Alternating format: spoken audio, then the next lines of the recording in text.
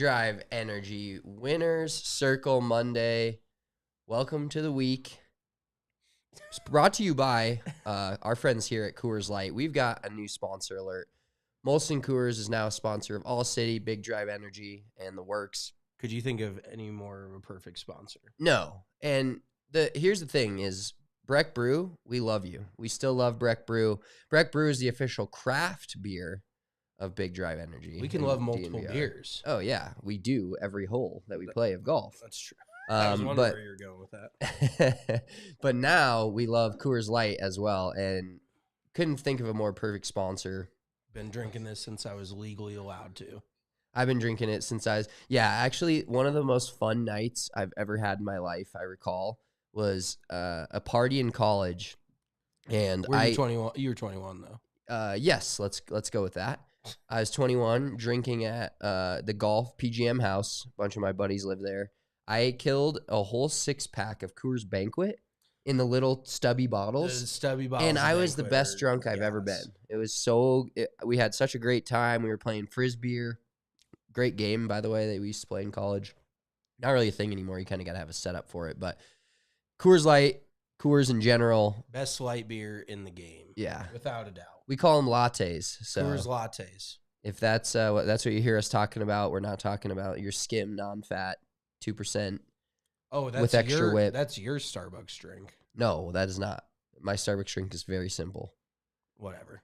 But yes, Coors Light, my personal all-time favorite beer. Yeah. Mountains. Are these mountains blue? They got to be blue. They're kind of blue. They're not in ice, but yeah, they're slightly blue. When the mountains are blue, you can get down on some Coors Light. It's 2:15, give it till happy hour, and I'm sure they'll be very blue. Oh, yeah. We're going to be hammering Coors Lights. Ready to consume. All right. Let's talk about... So today, let's talk about what we're going to talk about. How about that? Whoa. Today, we're going to discuss the Genesis Invitational. Hideki Matsuyama, just an incredible Sunday. A lot of storylines came from the weekend, though. And then really not much else in the golf world from the past weekend tournament-wise. The Korn Ferry Tour was off. The LPGA Tour was off. Live Golf was not playing. And the Senior Tour, the PGA Champions Tour, if you will, the Chubb Classic. Shortened to 36 holes. Half Chubb. All-time greatest name for a tournament out there. And we'll talk a little bit about Stephen Ames because you've got some insider info on his current teacher and maybe his secret sauce to how he's been winning on the Champions Tour so much. All right. Before we go full double wristy on Hideki, let's talk about our weekends real quick. How was your weekend? What did we live together now, so it's not as fun like asking you how your weekend is. Yeah. But how was your weekend from your point of view? It was pretty good. We didn't do a whole lot. We went to a brewery, had a couple of beers. And I know you're a big fan of breweries, but having a couple of midday beers to me is just not like my ideal. And I'm not talking about like I love beer. Obviously, I love mostly Coors Light, but just drinking in the afternoon and having like 2 is just tough to me. So I came home. I had like a little bit of a buzz, but then I was tired. And then I had to babysit your child so you could go to the Avalanche game. Yeah, I didn't have to. I offered to. Yeah. Don't Brother put of the year. Evil on me, Ricky Bobby. Brother of the year. And your kid's been sick, so that's been a little bit of a pain in the ass, more for you. But I kind of get a little bit of residual on that. So, and excuse me while I cough. You're not 100% healthy either. So, that's a good time for me because it's one of those where I would just go to sleep thinking I would wake up sick the next day. And then I have kind of just fought through it. Like I have an iron stomach and I really do attribute it to the alcohol. I think it kills the germs. What do you think? Yeah, well, see, for me, whenever I start drinking when I'm sick, it like makes me feel better for temporarily. Yeah, it's a temporary, and then you wake up feeling so much worse. 100%. Yes. And the last couple of days, I've woke up with that. Like my throat is dry before I even go to sleep, and so I know when I wake up, it's gonna be full on Sahara Desert. Top 5 worst feelings is going to bed knowing you're gonna wake up feeling worse than the way you felt going to bed. Which is ironic because drinking usually does that. Yeah. Yet it's so fun every single time. Yeah, see, like, but I'm not talking, if I have a couple drinks a night, I don't have a hangover. Like, if I really, really get into it, which, I've been known to do from time to time, then I'll feel it. But actually, remember we went to Nashville the first time when I was like 21? I was sick for like 3 weeks in a row. And I remember I was on antibiotics, and I don't necessarily encourage this, by the way. But I was on antibiotics, and I was also just drinking so heavily. And I just could not get better, but I didn't want to not drink because we were in Nashville. So that I just kept drinking and waking up and feeling like shit. And then it's just a vicious cycle, because it feels like if you drink and you're not feeling great, it's really that much harder to get better. You know what I mean? Yeah, you're just never allowing yourself the time to rest or your body the time to like fully clear out all the bad toxins because you're just adding more into it. Yes. But that feeling of just getting a little tipsy and starting that buzz is unmatched. Yeah. Oh, dude, when you feel the liquor coursing through your veins, you get the like warm shiveries. That is an all-time feeling. Sounds like we have a bit of a problem. We do not. It's not a problem if you don't recognize it. So let's just leave that one there. So funny story about the brewery, though. I went to take a piss, and I opened the seal, which was never a good idea. But I go to take a piss, and there's like this 70-year-old dude next to me, and all the dudes out there listening will know. When you have a 70-year-old dude next to you, he's full on, arm up on the wall, leaning against it, like struggling. It's in and out, Looks like he's trying to change the oil on his car.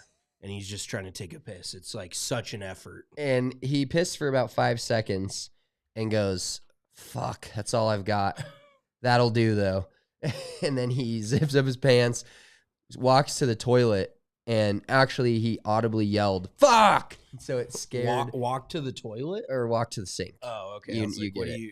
He walked to the sink, yelled, "Fuck," because he wasn't Got clearly done. after, yeah. Or he ended up a little after spray issue, and then walked back out without washing his hands. So it's pretty unfortunate. Yeah. But it was funny because if you're a dude and if you're an older dude, you know what it's like. And if you're a younger dude, you've seen what it's like, and you know you're going to be there Been there in X number of years. But it's this ultimate struggle for them at the urinal. Do females deal with the same thing as they get older, or is it not the same thing? Like struggling? Well, just like you think you're done peeing and then you're not. I've heard rumors. I've never had a kid, but once you have a kid, that makes sense. It like you can't control your bladder anymore. That checks out, Spencer. I don't ask those questions. But I think once you go through like the other phase, which I think is like menopause. Yeah, I think women struggle always. I think that we were just given. That's a pretty broad statement. I mean, we don't really need to go down that road, but I think that we don't need to get too deep here. We don't need to get too deep. But no, I don't think I have ever had a woman next to me in the stall say fuck because she wasn't done. Yeah. Well, but that's the thing too. And let's just gauge the room on this, because I'm personally not a fan of it, but I know a lot of dudes that just, especially in like the middle of the night, that just sit down to go pee. Like, that's just so not in my playbook that I don't even think about it. But apparently it's easier to like fully pee and like get it all out, and you're just sitting there, so there's like no rush to be done. You know what I mean? I think the reason for that is the two reasons you explained don't resonate with me at all. The reason for that, for me, would be to not miss the toilet in the dark. That's all. Yeah, that's also a very valid reason. But yeah, I don't like. Do you think that's weird, Marissa? Dudes sitting down to pee? No? Okay. I mean, a little bit of a weird pod topic, but I just honestly wanted to get everybody's opinion, because I think it's a little weird if a dude just goes and sits down like in the middle of the day to go pee, but I could get it in the middle of the night. Like, you don't want to miss the toilet, multiple things. So, no, I totally get that. Funny story. So a little bit of exciting news for me personally. I am going to start giving lessons at One Shot Back downtown Denver for the next couple months. And then hopefully in the winter times going forward. So this has kind of all happened in like the last week or two. So I'm going to start teaching there and being their instructor at One Shot Back. And then I also got a teaching gig. I don't know exactly what my title is going to be. I might just be an independent instructor, but I'm going to be teaching at a course called The Rose at Old Bridge in New Jersey in the summertime. So from basically May through September, October, I'm probably going to be in New Jersey, obviously going to be bouncing back and forth for golf tournaments, whatever. And then I'm probably going to be in Colorado for the majority of, November through March and still kind of bouncing back and forth. But I'm super stoked. I love One Shot Back. That place is awesome. We've done stuff there before. We've made content there before. It is a super cool cocktail bar that just happens to have a couple of world-class TrackMan simulators in it. So I'm really looking forward to that. And I hope, I just want to grow the game. I'm a big grow the game type of dude. So get people into it. And Marissa, let me ask your opinion on this. You're getting into golf and you other than knowing us who are golf pros, you don't really know anybody in golf. Would you feel more comfortable getting lessons at a simulator or just going to a random golf course and getting lessons? I don't know. Do you think there's really a difference? Okay. For not knowing? Yes, just for intimidation factor. I feel like a simulator is a little bit more welcoming and it's a little bit more familiar, like a Top Golf or that type of thing versus going out to a golf course, because there's so many unspoken rules at a golf course, and there's really actually kind of not that many, but a lot of people think that's what golf is. They think it's very complex and you got to be super careful and quiet. And I feel like it's not quite the same vibe at a simulator or an indoor outdoor hitting facility. So I'm really stoked for that because I think they have a lot of ladies that come in that could possibly want to get started with golf, and they're just they just don't know how to go about it. So it'd kind of give them that option. I think anything in general that you start new is really intimidating. But I think out of all, I'm an athlete. I've gone through different things that I've never done before, but I think golf is probably the most intimidating to me. Yeah. Because of all the rules that there are, and there's so many different ways that you have to handle yourself and even dress code and stuff like that I think is really intimidating. So I do think maybe somewhere a little more laid back at first will make someone comfortable. Totally. But yeah, I think one-on-one anywhere I think is really good, but also just do you think one-on-one's more intimidating than a group? I personally don't think so. I think that I think I would be a little nervous, but I do think for someone who's doing a group, you have at least someone who's competitive will be more aware of what others are doing versus if you just go by yourself, you're just focusing on you and what you need to That's work true. on. Yeah. But it is a little scary either way. I did you did that golf camp a couple summers ago. Yeah, and that was fine. I also think but I think it is better when you don't have other people that are around you. I mean, it's nice to know that you're not the only one that's shitty at it, but but also it makes it hard for you to focus on yourself because you're worried about your hands and what they're doing, and I think stuff like that's that. very true. I never thought of it like that. But yeah, I'm super stoked. You're gonna have to come into One Shot Back. We'll make some golf videos on the sim. And then Old Bridge. Can I book you? Can I book you for half an hour? Yeah. Time? Yeah, you can pay me money. Absolutely. That sounds great. And then the Rose at Old Bridge out in New Jersey. It's a brand new golf course, so super cool spot. I met Ryan, who's the director of golf, general manager, and just a really, really nice dude. He's from the Chicago suburbs, kind of vibe right off the bat, Midwest vibe. And I really didn't anticipate this at all, but they just kind of needed help teaching. And I threw it out there a couple months ago saying hey, if you need help this summer, I'd love to. And then he reached out last week and was like, yeah, I think as much teaching as you want to do, we would love to have you. So I'm trying to figure out my schedule a little bit, and it's a little bit of a scheduling problem because I'm not naturally a very scheduled person. But I'm really looking forward to it. I'm going to be doing a lot of teaching going forward. That's awesome. And you're I don't like to toot your horn ever. I don't like to get anywhere near your horn generally. Fair. But you are a great teacher, so I'm happy for you that you get to do something that you're actually interested in. And I remember all the days of you watching YouTube videos and learning from a bunch of different smart golf minds and melding your own teaching style and your ability to connect with people. So I'm happy for you. I think you're going to do a great job at both of these places. I appreciate that. And honestly, like teaching is one of the most satisfying things I think you can do, especially in golf, because when you see somebody have that like a little bit of an aha moment where something clicks for them and they get it. I don't know if you ever had that in any of your lessons or not. Not usually, no. Didn't you give, real quick, I'm sorry to ask you this. Didn't you give somebody a lesson and they just started shanking the shit out of it? Yeah, two of my more memorable lessons were one was the guy was hitting it fine, and he was not happy with how he was hitting it, and I was like, dude, I'm not sure what to do here. Then I started telling him. What did you tell him? Bro, I don't even Just remember what I like fucking ate for dinner last night, but I told him something, and then he shanked 40 balls in a row to end the lesson, and I fucking wanted to cry. Oh, was that Ryan Kellerman? He was one issue. There was another one. And the funny thing was, Mark too, Malinowski, I gave him a lesson. Oh, Fucking PXG clubs. Ballers play PXG clubs. just a couple of miserable dudes, unfortunately. But yeah, he just started fucking hosel rocket after hosel rocket. He was wearing out the tarp on the side of the range, the net. But he wasn't fun to teach, and there was a lot of lessons where they just weren't fun. The first guy you talked about, I brought you on as help. I was lost. I was swimming. I was like a duck. My feet were going a million miles an hour underwater, and I was trying to keep my head afloat and try to figure out what the fuck was wrong with the swing. Couldn't do it.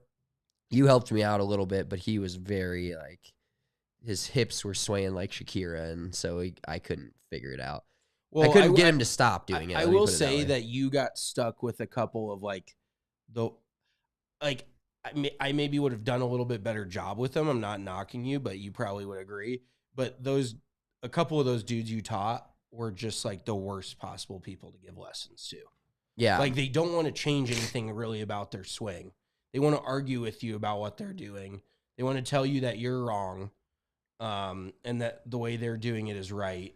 Like there's definitely learning golf is not for everybody. Yeah, like I equate my expertise, if you will, of teaching is the people that are kind of just getting into golf and just learning all the basics and the basics of a swing.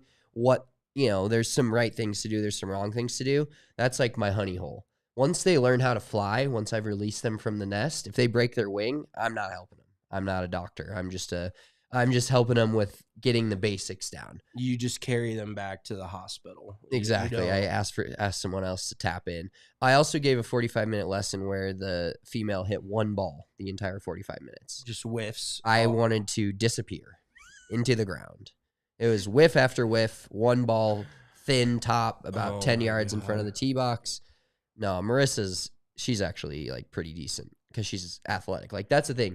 I love when people are like, I'm not very athletic, so I want to try golf. I'm like, well, you don't need to be athletic, but you need to be hand-eye coordinated. There's a difference. Like, obviously, I'm not a model athlete, but I can get the ball around. And then there's people that look like athletes, but they have no hand-eye coordination. It goes very poorly.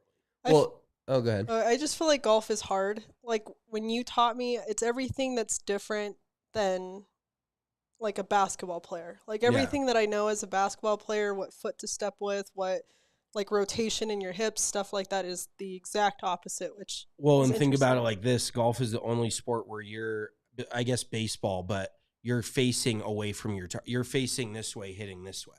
So it's very odd. And actually there is some similarities to like catching a pass and laying it up as the turn goes like through. With golf and basketball, but yeah, ultimately like sports where you face your target and then sports where you face away from your target. That's why I think snowboarding is harder to pick up than skiing, like kind of along those same lines where you're facing this way, trying to go this way. You know what I mean? Yeah. Well, skiing is your both feet are separate of each other. Snowboarding, you're controlling one thing with 2 feet, which is a lot harder, but one of when you learn something as young, like we learned snowboarding young, so it doesn't seem, skiing to me just seems scary. I don't want to do it. I don't want to face downward down the mountain. Like I think skiing seems a lot more inviting. I have snowboarded and I've probably gone, I would say I'm relatively decent. I've gone probably like 24 times, but the times I've hit my head snowboarding make me just never want to snowboard again. And I feel like you don't get that with skiing. Marissa. I have a question Yes. about golf. Yes. I'm contributing today. Perfect. Strength-wise, like, does it matter? Like, do they, like, lift to hit it further? Like, is there any strength? Because to me, it feels like if you try to, like, hit the shit out of it, then it's not going to go anywhere. Well, it's like the strength part of it is once you have a good base of a golf swing, the stronger you are and the more you have like fast twitch muscles and you can explode on your hips and get your, basically once you have a good basis of a golf swing, the stronger you get, generally the further you'll be able to hit the ball, the further your swing speed is. But with there's the one caveat of not losing flexibility. Like a lot of you can't just be a muscle head, like super yoked and not be able to scratch your own back and be good at golf, because you still need range of motion. Like I would say, honestly, the best thing you can do to hit the ball far is be a tall, lanky dude. Like you rarely see shorter people really be able to hit the ball that far, just because the leverage and the speed that tall people can create with the golf club. Like, I mean, our buddy Corey Thurman, for example, he's like 6'5", probably weighs 160, 170 pounds, but he can hit it 320, 330 yards just because he can, his long levers, his arms and his hip turn he's very flexible. He's like a wet noodle. So yeah, that's kind of the best way to hit it far, but being relative, like obviously you can't change your own height, but strength can definitely help you as long as you retain flexibility. And actually I would pick flexibility over strength in golf, because you can create more speed by simply turning further back versus like if you make a 30-degree turn and then really try to like arm swing it hard, you're not going to create as much speed as if you make a 90-degree turn away from your target and create all the speed that way. So it was a great question, Marissa. Thank you. I was curious because I'm good at hitting it further for a woman. Like I can hit it pretty far. Yeah. But like I had a coworker once say, well, it's because you lift a lot. And I'm like, I feel like when I do hit it really far, it has nothing to do with my ability. Well, and also 90% of it is contact based. So you can swing it very hard, but if you don't make really good contact, that's where like the women on the LPGA tour, a lot of them don't swing it 100%. Like a lot, and even guys on the PGA tour, they're not swinging it, 100% all the time. They're probably swinging it about 90, 95% with an emphasis on making perfect contact, because 95% with perfect contact is going to go further than 100% with non-perfect contact. So that means a great bit of it too. So yeah, going into the weeds a little bit more on that. So there's on simulators, you'll see what's called a smash factor. Smash factor, perfect smash factor means you literally hit the ball in the perfect spot, and it's the ball speed was 1.5 times your club head speed. So if you swing it at 100 miles an hour, a driver, and your smash factor is perfect every time, that ball speed is going to be 150. You can swing it at 120, which is insanely fast. And if your smash factor is 1.2 or 1.3, you're not going to get up to that 150 ball speed. So contact is really, and that's what like a lot of people don't realize is people think that they slow their swing down and they hit it better. That can be true, but it's only true if slowing their swing down actually makes better contact. Has nothing to do with the fact that they're slowing it down. There's no, if you swung the club 150 miles an hour and also made perfect contact, you'd still hit it further. So I always tell people swing as hard as you can, but you have to have that foundational base in order to be like comfortable swinging it as hard as you can. You'd rather swing it at 80 miles an hour and hit the ball better than swing it at 100 and not hit the ball as well. Yeah, and there's definitely in golf you need rhythm, but a lot of people confuse speed with rhythm, where like, and one of my instructors as a kid told me it this way. It's like, if you're listening to a song can be in rhythm and have a faster pace than another song that's also in rhythm.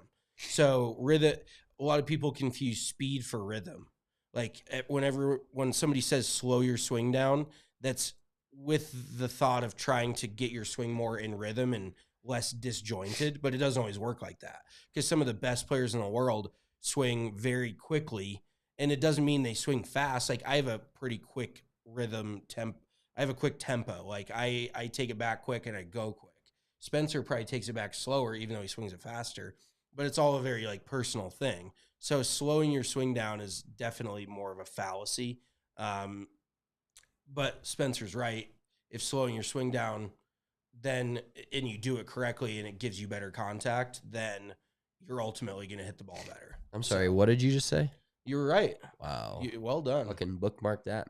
Yeah, I got to give you your props. I appreciate that. All right, that was a good little swing discussion. Yeah. Let's get into really quick, go through the Chubb Classic.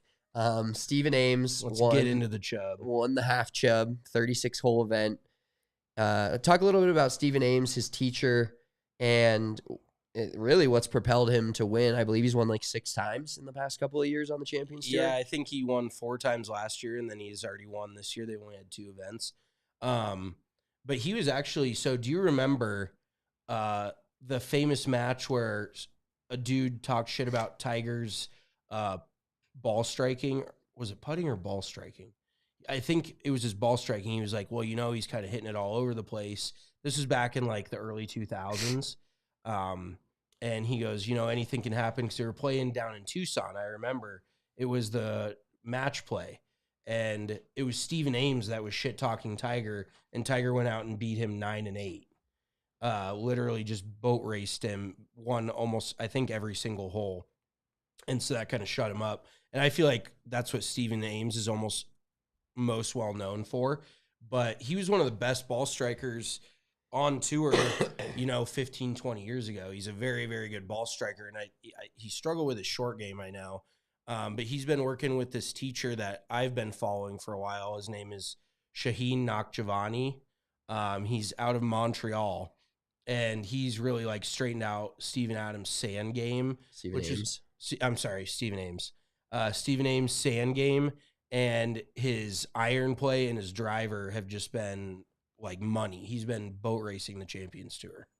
Yeah, it feels like once a guy gets on the Champions Tour, that not that he shouldn't be there, but Stephen Ames could almost compete on the PGA Tour still. And there's the guys that are like teetering where it's, if they're playing good golf, they're almost unbeatable on the Champions Tour. But going to the PGA Tour, they're like a mid-level player that made top 20 if they're having a week. Right. So it's that awkward line that they can toe when they get to that age, where would you rather play on the Champions Tour and try to win every event, or would you rather, still swing it on the PGA Tour and maybe snag a top 20, right. Like Kevin Kisner style? Well, dude, so I was looking at the leaderboard because I knew we were going to talk about this.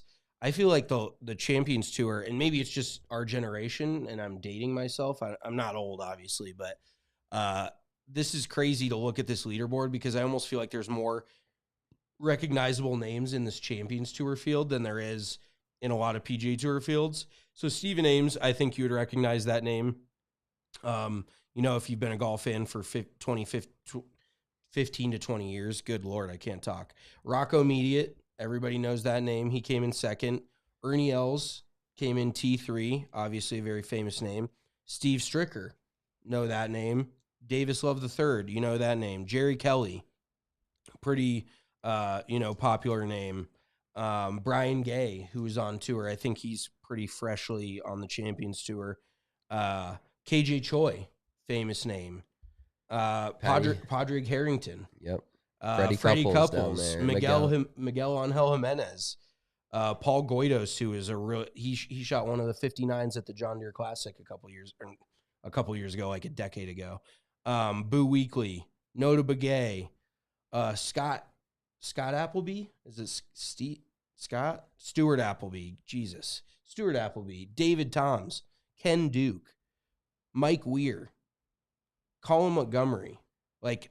I don't need to keep going, but how insane is that? Like, you recognize all those names, do you not? 100%, yeah. And then you go through the PGA Tour leaderboard, and you're like, who's Adam Svensson? Who's this guy? And it's not a knock on these PGA Tour guys. It's just, it feels like names used to be so much more recognizable. And maybe that's just because we were just into it and had it on the TV all the time. But now you look at PGA Tour leaderboards, and you recognize maybe 10, 15 of the names. Yeah, like this next weekend, the Mexico Open, my God, it's going to be a bloodbath of names. Our pod next Monday is going to be a fucking treat. We're going to have zero background information on any of these dudes. Tony Finau's probably going to win it. If he's in the field, that's an auto bet, because he wins. He loves to win events that don't mean anything. That's kind of Serbo's going to fucking eviscerate me for that, but it's the truth. But yeah, I was just looking at the Champions Tour leaderboard, and I was like, holy shit, all these names that I grew up watching are now on the Champions Tour. Phil Mickelson would be out there if he wasn't getting an absolute bag on the Live Tour. Exactly. Stephen Ames, little Canadian, $270K in earnings for playing 36 holes. I guess the weather in Naples, Florida, is just not good. No, well, so the Daytona 500 was supposed to be yesterday because we're having a guest on Wednesday, former Ole Miss golfer, former Latino America player, former PGA Tour Canada player. And we actually played you didn't play high school golf with him because he was a year younger than me, but I played golf with him at Valor. So he was one of Wyndham Clark's teammates at Valor.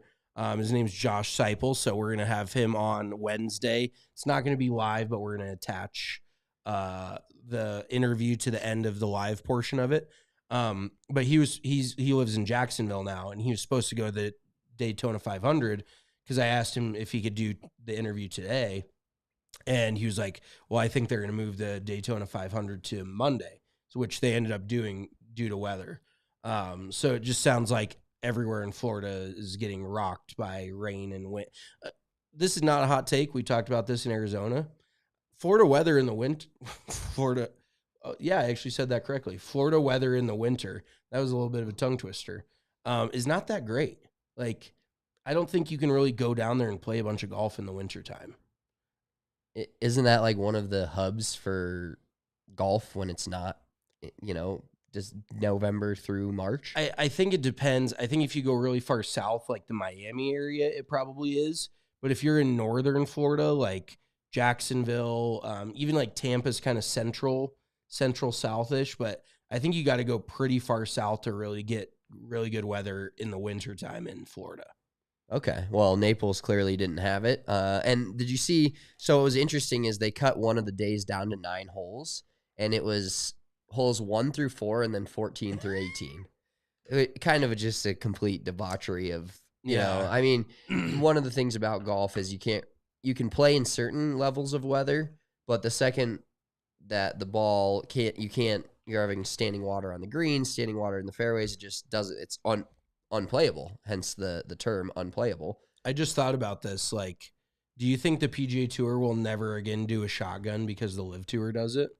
Because realistically, if they wanted to get it done quickest, and obviously 9 holes is 9 holes, but you'd send everybody out at the same time on a different hole, get it done quick for weather purposes. But I was just thinking, I don't know if the PGA Tour would ever do a shotgun again because it's like Liv's thing now. Yeah, they would be hard. They're standing on business. Another thing, no, go ahead and finish your thought. I just say they'd be hard pressed to try to justify that when their constant dialogue is so anti.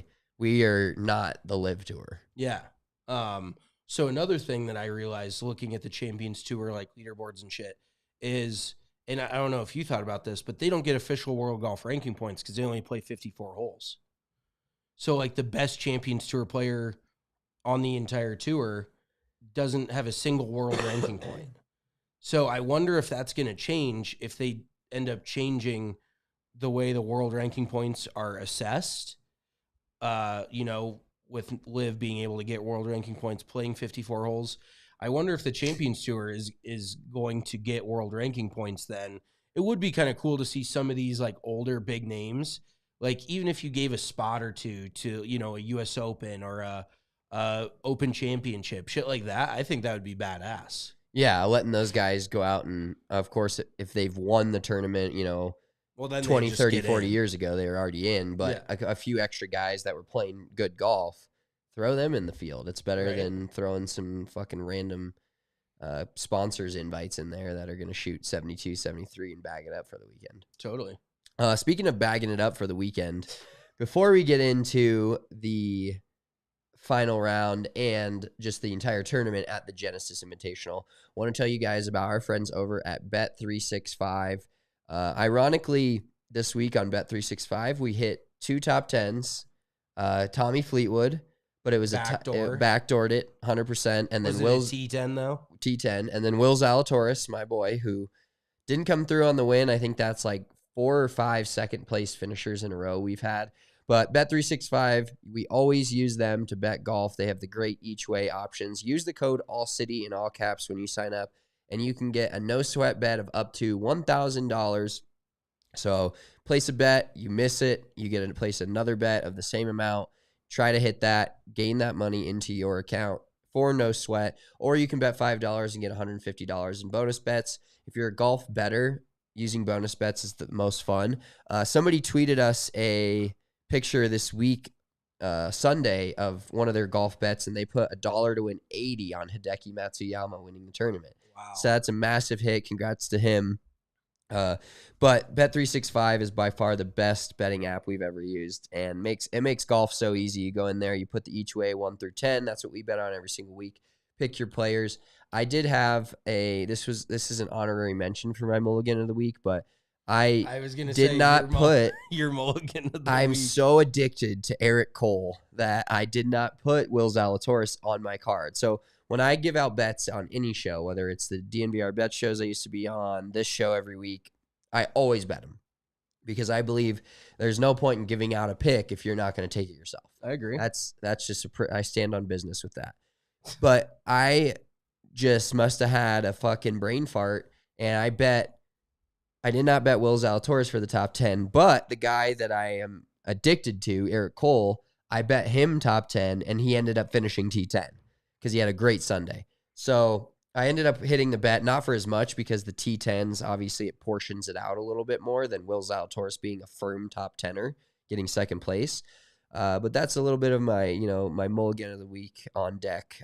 I've got a better one for that, but just an unfortunate situation that my one guy that I'd picked in the top 10 was leading by himself for like 12 seconds on Sunday at 40-1. Thought I was going to hit it, but I did not. But use Bet365. Use the code ALLCITY. You get 2 different offers that you get to choose from. Also want to tell you guys about Breckenridge Distillery, our favorite whiskey. Now I'm sick again. I'm just going to spend all of 2024 sick. I had some hot toddies on Saturday night, a little Breckenridge Distillery whiskey in there, some cinnamon, honey, tea.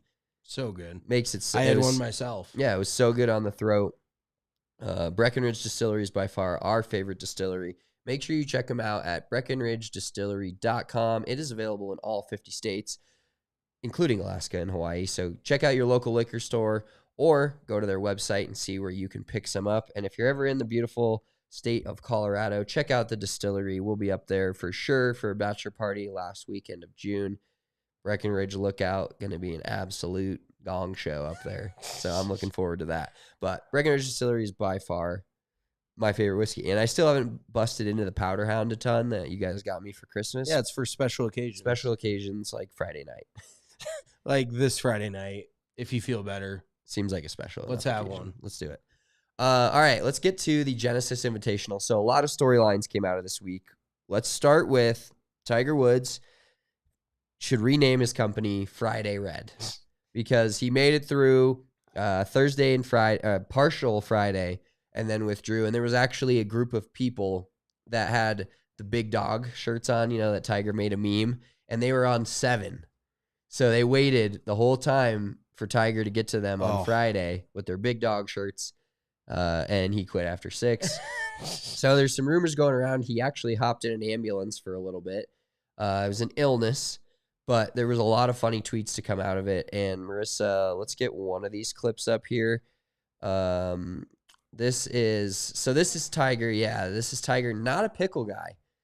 We did some research and found this is go-to In-N-Out. Double-double, no spread, no pickles. Just like their sauce. I would assume just the In-N-Out sauce. So, question here, did In-N-Out give Tiger the illness? Did he give him the runs to where he wasn't able to finish the tournament that he was hosting? Because this is a pretty bad look for In-N-Out, and I've been on the record saying, like, In-N-Out's not that good. I was going to say, does this cement them as overrated?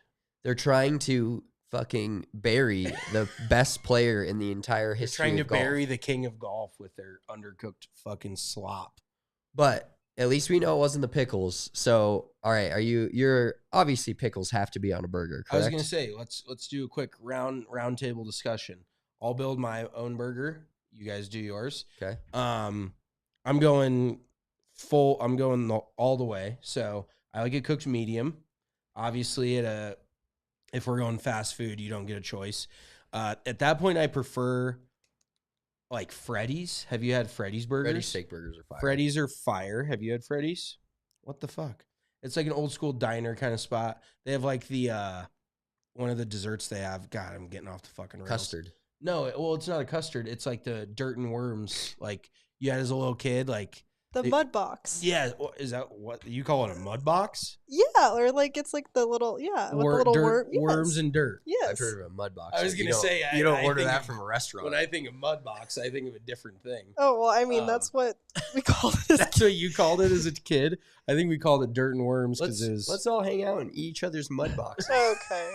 Did you guys bring a mud box to share? All right. You guys but are anywho, the worst. I like mustard. I like ketchup. I like lettuce. Definitely cheese. And one of the most underrated things, in my opinion, is a sesame seed bun. Sesame seed buns put everything over the top for me. Like I don't know what it is. I love the flavor of sesame seeds. So I'm going bottom bun, medium burger, cheddar cheese, lettuce, probably some onion, ketchup, mustard, top bun. And another quick question, you guys might bring it up, is mayo psycho shit on a burger? Do you put mayo? You don't. I've done it time to time, like a little ketchup mayo mixture, a little fancy sauce. But it is kind of a weird. It gives it too much like fat. It's that to me is like when I make burgers at home, I'm not that big of a fat fuck where I'll order two at a restaurant. But when I make a burger at home, I make myself two always. For because, one's just not enough. And so my first burger is just playing the hits. I like mine like 98 on the black. medium well-ish. I like it to be juicy, but not like, I'm not a big fan of, I love red meat, but not in a hamburger. I don't know why. It just kind of freaks me out. I think it's just the old way of thinking. And then you go lettuce. I go full on lettuce, tomato, pickles, onion, and then ketchup and mustard. It's everything that you could want on a burger. I'm all the way in on. I'm going to interject. I have a hot take. I like pickles, but not directly on a burger. I like them individually, but I don't. It's just too random. Like you get a random pickle bite. I don't like that. Like I like things to be consistent. There's nothing more. Well, that's why on my own burgers I use the lengthened spears. That is psycho shit. You put long spears on a burger. The ones that are thinned out. Okay. They're like flat. Okay. They're not like a triangle. That's what I thought it was like a triangle. No, spear. If you put a triangular Like, pickle spear in your burger, bun's fucking sitting 3 inches off the top because you're big pickle. No. But no, now my mouth's watering thinking about pickles because they're so fucking good. But I always take the pickles off my burgers and eat them before I eat the burger. Is that weird? It's not. That's Yeah, not okay, That's fuck not yeah. weird. I love but that. like, there's nothing better than when you're fucking housing a McDouble and you hit that and you hit pickle? that pickle bite. That shit slaps so unbelievably hard. Yeah, I mean, And they're usually two, and they're like one's folded over, and they're kind of right in the middle of the bun. yeah. But they're there. But sometimes you're you gonna get like get to a 'em. double pickle bite, and you're like half of it's hanging out of your mouth, and you got to like catch it and shit. Like I wish there was just more of a uniform way to set pickles up on a burger. If I don't know if that's makes me weird, but Well, yeah, I mean, it's just called not a restaurant not being cheap and putting more but pickles. if I'm getting a fucking $3 burger, I'm gonna expect they're throwing the pickles behind their back, like over their shoulder onto my burger. So I don't expect a lot when it comes to McDonald's. So I just pull them off, eat them, then go to I might have to get McDonald's after this. Jesus Christ. I'm just like, my mouth is watering now. All right, Marissa, build that burger. I'm pretty. You just got a fucking frog in your throat. Got a fucking tongue twister. Build that burger. Build that burger. Move that bus. Okay. Okay. Burger. I'm lame. I don't like anything except pickles on my burger. No sauce? No, I used to. You're eating a dry dry ass meat? burger. No. dry If meat it's ass if it's a eating good ass. if it's a good burger, then it's like really juicy. Like I like the medium. Okay. I like smash burgers. Those are my favorite. Yep. Christian makes a really good one. But if I used to like sauce, like I like mustard and ketchup, but as I'm getting older, I feel like it's too much. So I just like the pickles and then the burger. I don't like lettuce. I don't like tomato. I don't like onion. Like when I go to McDonald's, I ask no onion because it's gross. That's fair. Onion gives me heartburn. So Their onion, though, I will say, I'm not a big fan of onions, only on burgers and certain things. But they do a good job of like spreading the onion out. Like it's and not it's like so small that it's just a little bit of a yeah, in it's the not bite. like putting 3 big ass circular onions on your burger. But I disagree. Like it's like too much. It's like so I get the quarter pounder at McDonald's. Damn, all right, I see you. Yeah. I was unfamiliar with your game. Wow. But they put like a spoonful of like the chopped onions, and it's just too much. It almost makes it like too salty, oniony. Well, see, where I have an issue with no sauce is it's not necessarily like the flavor. It's more about just the dry ass bun being straight on the meat. But that, like, again, if you have a really good burger, then like the juices from the meat will end up like making in the it. Bun? Yeah, Okay, like I'm not. I can see that. But if Pretty I'm gonna wild take. I'm gonna look at you a little differently. I know. But if I go somewhere where it's like a shitty burger and then I'll put mustard and ketchup on there. Okay. Yeah. Fancy it up a little bit. Yeah. All right, so good meat, you're just very bare on the other things. Yes. Got it. That's completely fair. Getting to know each other a little bit, learning some things that are forgettable. All right, let's get back to the Genesis Invitational. Sorry for that fucking off the rails burger rant. I just like build your own burger time. So Tiger Woods withdrew. We also have another clip. Marissa, can we pull that up? And once again, if you're not on the YouTube, hop on the YouTube with us. Big Drive Energy Golf. Watch the podcast. See our beautiful faces, our beautiful set. Tiger Woods had a massive S-bomb on Thursday. 18th hole, club twirl, everything. Yep. He ended up making only bogey. Hit a great approach from that spot through the trees. But kind of wild to see the best player in the world, Hazel Rocket, won on one of the most famous 18 holes of all time, essentially. Full club drop. One of the best tweets I did see about this was somebody quote tweeted this and said he caught more neck than the last time he went to Perkins. And that sent me. That was definitely in the vault for tweet of the week. But so Tiger Woods shanked a shot, and we did tweet about this on Thursday as well. I just tweeted when Spencer knows there's trouble, right? It's headed straight for it. But no, also just on Tiger Woods, he did withdraw. We're not going to talk much more about him. But Thursday's coverage, there was 20 to 30 guys on the golf course, ESPN Plus, which is awesome. If you're a golf fan, check out ESPN Plus. It's worth the subscription, golf alone, Thursday, Friday, Saturday morning, before anyone else is covering the tournament. True. I was watching Tiger Woods draw lines on his golf ball and hit 4-footers with one hand more than I was watching other guys out on the golf course. Yeah. And that's what he does for the game. That's what he does for coverage, and I get it. But at the same time, like, we're here to watch golf shots. Once he got to the number one tee, I'm cool. Woods featured group, have something that exactly. Shots, but you don't need to watch the dude warm up. And legitimately, like, is there any other? Is my mic fucked up? Perfect. Who else could you see in the world that would they would show him getting a burger? Like, do you think they videotaped anybody else grabbing their In-N-Out order besides Tiger Woods? No, there's probably dudes that had like 4 or 5 orders that they could have grabbed him multiple times. Patrick Reed probably showed up on his week off for the Live Tour just to get the free In-N-Out. In sunglasses and a hat. I heard they're serving free burgers here. So we got, but Tiger, not the greatest return to play, but I mean, he shot 1 over par with the shank bogey on 18. So how many over was he on Friday? I think he was like 2 or 3 over. I think he was playing pretty poorly. It was funny because Kylie, your wife, she said that she was watching golf. Respect, she always watches golf. But she was watching Tiger, and she goes, "Oh, he's like limping around," and I'm like, "Oh, is he playing poorly?" Because as tale as old as time, Tiger Woods, whenever he starts playing bad, he just acts like he's hurt, and he probably is hurt, but he doesn't act like that when he's playing well. He just acts like that when he needs an excuse. So I think that kind of cracks me up. Obviously, He's an elite athlete, best golfer of all time, top 2, not 1. But it's a tale as old as time. Hits a bad shot, grabs his back. Hits a bad shot, limps away. Like, that shit bugs me. Yeah, and even jokingly, after he hit the shank on 18 and someone asked him about it, he said he was having back spasms.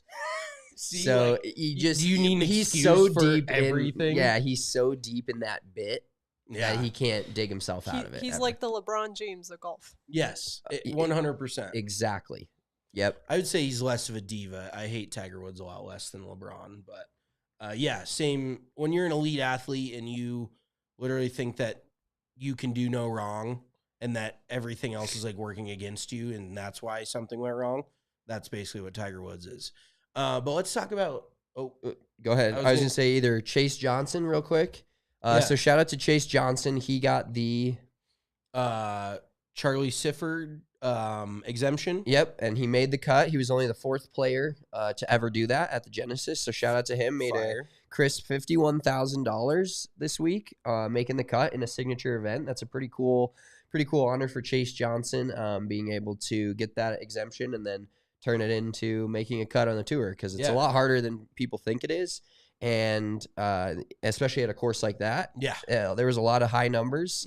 So shout out to Chase Johnson making the cut with the Charlie Sifford Memorial exemption. And then also wanted to talk a little bit about, let's get into Jordan Spieth and the disqualification. Like, this rule, rules are rules. Let's base it off of that. Yeah. But this shit's got to change, I feel like. Yeah. I feel like there's no way that with all the cameras around, everybody knows what he shot. Do you really think that professional golfers have to go into a tent like it's a high school CHASA fucking qualifier and make sure their scorecard is right every single hole? Like, that could have been, and Tom Kim was a scorer. I love my boy Tom. We're going to show a clip of him in a little bit. Hilarious. He almost missed his tee time. But is it Tom Kim's fault? Is it Jordan? It's definitely Jordan Spieth's fault in the end. I relate this to like suits. Is it Mike's fault for being a fraud, or is it Harvey's fault for hiring a fraud? It's the chicken or the egg. Yeah. Is it Tom Kim's fault for writing the wrong score and Jordan just trusted him? Ultimately, Jordan, aka Harvey Specter in this thing, he didn't do what he should have done and check his own card. Totally. But Tom Kim, whether knowingly or not, there's been some speculation, just wrote down the wrong score. So this rule's got to change, in my opinion, because we know what they shot. In a tournament where there's not cameras on every hole and it's not tracked, fine, scorecard is binding. But in a tournament like this where everybody knows where he's at, I don't think it's worth the silly rules final decision to this answer. Yeah, I would probably agree with that. It's just you got to pick a side to stand on, because you either think it's a stupid ass rule that should be gone, or you think that all rules should be followed regardless of how stupid they are. And I follow along the lines of, I think it should have never really been a rule in the first place. It's a rule for people that are trying to keep the integrity of their playing partners when there's nobody else looking. That was the original meaning of why they do that. So yes, on the PGA Tour, when you have a camera following you around and they know exactly what you shot, and then you just, and what I heard too, I forget who was talking about it, but he was like, it was a tour player talking about it, and he goes, I think he finished with double bogey. He just rolled, so he was probably annoyed, kind of wanted to get out of there. Tom Kim handed him the card. He signed it, handed it in, didn't think anything of it. So it's one of those things, like in golf, there's so many, like how many times you hit the wrong ball in a tournament? At least once. It's happened, multiple times. Yeah, and people do that, and it's something you never think you're going to do until you do it. And then you're like, holy shit, that was the stupidest thing ever. But it's just a lapse of judgment. He wasn't really thinking, but it shouldn't disqualify him from the event. If anything, maybe like a 1-stroke penalty. Correct. Whatever. Yeah, because like you said, hitting the wrong ball, there's a lot of different rules and fractions you can have. Not a lot of them. If you go back and fix your issue, then you get to move on. I mean, he was playing well. He was going to make probably a couple $100,000. Yeah. And because there was a 3 instead of a 4 on the scorecard that somebody else wrote down, that disqualifies you from the entire tournament. I think it's just a little a little outdated, and the fact that everything is so watched nowadays, people can call in and fucking say They can't do that anymore. but you understand what yes. I'm saying is like people can see stuff from TV and call in or say something about it. Then this rule needs to be changed in terms of, I think going to it's still his mistake. He should still pay for it, but he shouldn't be DQ'd out of the event because he signed the wrong scorecard. They should say, hey, you didn't make this. You signed the wrong score, 2-stroke penalty, whatever it ends up being, but not completely disqualifying him from the entire event. Yeah, no, I totally agree. It's a step too far, but that's golf. Like, that's why it's so old school. No world ranking points in this, but it's just political bullshit. It's not that necessarily, but they have a really tough time changing, similar to like baseball. They're just, I wouldn't say golf's a dying sport, but you have to evolve with the times in order to stay current, and golf is just fought that every step of the way. Yeah, 100%. All right, let's give a shout out to our boy. He's not really our boy this week. It was Will Zalatoris, but I want to say about Will Zalatoris, had a death in the family, played through it, finished T2, so shout out to him. Almost brought home the dub for us, but Hideki Matsuyama, absolutely incredible 18 holes of golf on Sunday, 9 under par, wiped the field away when it looked like Patrick Cantlay was minus 265 to win this tournament starting Saturday, and he shot 1 over par. Patrick Cantlay and Xander Schauffele combined for even par round together, the final group on Sunday, which they didn't even end up mattering by the time they came up. But it was a really fun Sunday until Hideki fully went God mode on 15-16 and just turned, absolutely ended the tournament. Yeah. But at one point, there was 5 guys all tied for the lead at 14 under. Zalatoris was there. Luke List was leading for a good 4 or 5 holes on Sunday. Hideki finished it off, but just an incredible round from him, and not much else you can say. I mean, the guy hasn't won in since... I want to say 2 years, over 2 years. Yeah, like almost a full calendar year, I think. No, I think it was like 720-something days. Really? Yeah, Okay. I think it's been that long. Google it. I think it's been that long since he won, but he's one of those dudes when he gets hot with his ball striking, there's really not many guys that are as good as him, tee to green. Like, you saw those 2 iron shots, I think it was 15-16, where he hit 2 back-to-back 190-yard shots collectively to 9 inches and 6 inches. Like, statistically speaking, 9 inches is a lot. 6 inches is a lot. But in golf terms, that's a tap-in. You'd tap that. So just putting it away down the stretch was just crazy to me. Like, there's some dudes that shrivel in those moments, and then there's some dudes that really step up. And Hideki's just kind of one of those dudes, even though he has not won in a while. When he gets in that position, he's going to finish it off. Like, he's that experienced. He's that good. Yeah, well, I'm trying to find His last win. The tweet here. No, I was trying to find the tweet originally of what Hideki's 2 shots were. Like, I think they were like, there was a tweet that was, 181 to 6 inches and then 197 to 9 inches. And both of those shots were an entire stroke gained in themselves on the field. Yeah, just those 2 golf shots. His last win, he did not win in last year, 2022-23. So correct. It was 21-22. 21-22 was the Masters. Was the Masters his last win? I don't think it was. This is not the best use of our time here, but he won the Zozo in late 2021. Okay, so that's what it was. And then the Masters that year. Cool. Before that. So well, congrats to Hideki. Cool. His caddy got a legendary photograph again. I think, do we have this tweet or no? No, we don't. Okay. He was sitting on the tee box waiting for the other groups to finish, just ripping a vape. A lot of those Asian dudes and, not Eastern European, Asian, Chinese, all those guys like not Tong Chai Jai D, Kirdak Afi Barnrat was the famous dude for the vape. But all those dudes just love vaping. It must be a very popular thing over there. Yeah, let's play one more clip that we have here. This is Tom Kim running to the tee. Hilarious, especially after the whole in and out debacle. We've got Tom Kim about to miss his tee time. This is from Tour Golf, so it's not real, but it said, as he approached the tee, he said, I just shit my brains out, never eating In-N-Out again. And watching him Tom run, Kim dude, is Genesis is not a place that it's talented to the first tee. safe to run is because of that away. downhill and where it goes to the first tee, and considering that's like off of a cliff. Yeah. But bad form here from Tom Kim running across the putting green. But Tom Kim's got hustling. High talented to the first tee. He's got some tee thick time is fucking moments legs. away. He's got an ass. Like I haven't seen very many dudes with an ass like that, so I'm very impressed. Good for you, Tom. Shout out Tom the Tank Engine for his fucking caboose. Yeah. Well done. All right, let's finish this episode up with our weekly segment of Mulligan of the Week.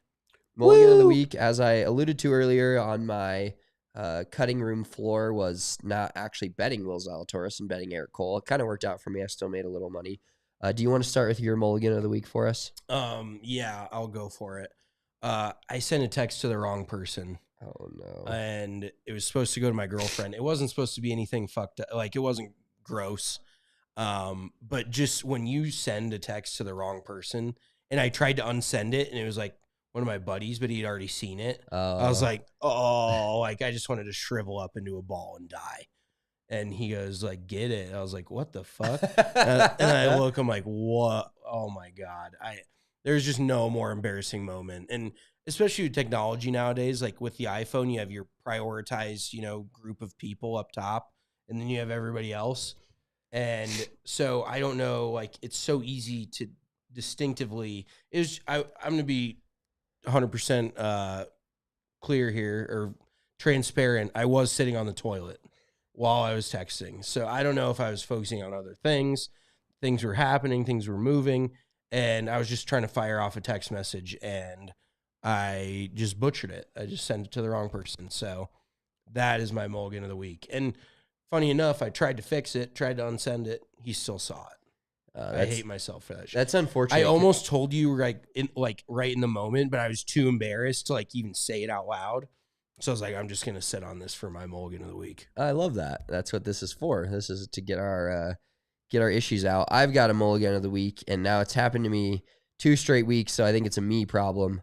But I was doing a little trimming, and now up top or down below? Down below. And manscaping. No, I don't want to call them out for their quote unquote no cut blades, because there was definitely a cut at the base of the camp, and it hurt and it was bleeding at for sure. It wasn't the summit. Oh, if no, it was I'm at sorry. the summit, The summit's the top. If it was at the At summit, I'd base camp. still be in the hospital. Yeah. But yeah, there was definitely blood, and I'm gonna be a little bit more careful next time. That's just something you can't hurry, because sometimes I get in my shower, like my shower routine of, doing this and doing that. I don't need to get into the whole routine, but I try to hurry through it. I'm like, God, I need to shower. I need to get to work. I need to go. So that's one thing that I tend to hurry sometimes. It's like, root, and then I was like, oh, that one did not feel great. And sure enough, my finger, I was like, oh, fucking blood, sick. Wasn't great. So yeah, be careful when you're out there trying to trim your hedges, because sometimes there's a fucking stick under there and you can catch some blood. Marissa? Mowed a little too close to the ground. Mulligan of the Week. So I was really sick last week, like really sick. Yeah. And on Valentine's Day, I was at the peak of my sickness. I had a 101 fever. Didn't know it at the time, but went to dinner with Christian, and we went to a really nice restaurant. What restaurant? Water Grill. Oh, Water Grill downtown? Yeah. Yeah. Never been, but I've wanted to go. It's really good. Okay. I think. I couldn't tell you. Taste I anything? couldn't taste. Don't tell Christian. I couldn't taste a thing. But I was so sick, and I think I was so delusional that I was trying to cut my prime rib, and I was talking at the same time, and I was using my hands, and I flung my fork across this line of tables, and this very sweet human who was dressed really nice, and she was, really happy to be with her boyfriend. It just I forked her. And Just a Like- public like- forking. It landed Yes. on her plate. It hit her it directly. hit her directly. And I could have easily been like, oh my God, I'm so sorry. But I was so sick. I didn't really want to talk to anybody. I just like looked at Christian and we made eye contact. And I think, we've been married, almost 4 years. So like he knew that I didn't want to like say anything. So we just kept looking at each other and then like trying not Just to pretending laugh. like it didn't happen. Yes. And then I Oh my literally God. didn't have a fork. And it's like one of those restaurants where you have multiple forks, but like I had gone through all of them and they'd take them right away. So I just sat there waiting for someone to bring me a fork. And when the lady was like, oh, did it fall on the floor? Do you want me to get it now? I was like, no. You're like, yeah, it's over Yeah, there. I don't know. That's hilarious. Yeah, but I felt bad because I think I got her nice. She was wearing white. It was really Oh, yeah. God. And So I- you're just eating your steak with a full fucking hand the rest I of the just way? didn't eat it until someone brought me a fork. But then I was also too embarrassed to like do you Ask. raise your hand or like do you like it's like a weird thing with Yeah, you just wait till they come over and check on you the next time. Yeah, and she was, Jesus, lady. She was taking forever to come around to us. So Okay. Well, that's unfortunate. Great mulligan of the week, though. That is Thanks. good. Yeah, it does Shit suck happens. when you're really sick and you're trying to like bear through something because you just feel like a zombie and you're like trying to especially eating a good dinner. It's just such a lame. Like I'd rather just sit at home, eat some pho or whatever, or soup and fucking. we took pictures at the end. Like they had a cute little Valentine's Like booth. booth. I looked high. You like, looked I like just, fucking SpongeBob when Oh, one eye's rolling down yeah. the side of his when he's got You the got the suds. suds. I Yeah. was dying, and then as soon as we got home, I was in like 3 hoodies. I was cold. I was gross. I was Oh, like, I that's didn't the want to be there, worst. but Yep. Damn. Well, unfortunate, but great mulligan of the week. That Thank is you. good. Forking ladies in public. I've been told that's not allowed, but apparently it's That'll just get you put on you the can- list. apparently you can just call it an accident. All right, we are going to wrap up this pod today. Appreciate you all tuning in for Winners Circle Monday. Follow us on all the social medias at Big Drive Energy on X, at Big Drive Energy Pod on Instagram. We will be back Wednesday with an interview, as Mitchell said. So we'll have a live pod starting at 2 p.m. Eastern Time Wednesday. Be a shorter pod, 20, 30 minutes, probably something like that, talking about any of the other findings in golf for the week. And then we'll roll it into our interview with Josh Seipel, former Ole Miss product, Wyndham Clark's teammate in high school, and current golf teacher down in Jacksonville, Florida. Yep. See how his experience was at the Daytona 500. Good guy. And get into the weeds on some high school golf. Maybe he'll recall what we were like in high school or what you were like. At least We played a lot together, so I bet he remembers a little bit of it. that'll be great to turn back the clock. We will do that on Wednesday, 2 p.m. Eastern Time. Until then, enjoy your Monday, beginning of the week, and we'll talk to you Wednesday. Peace. Peace.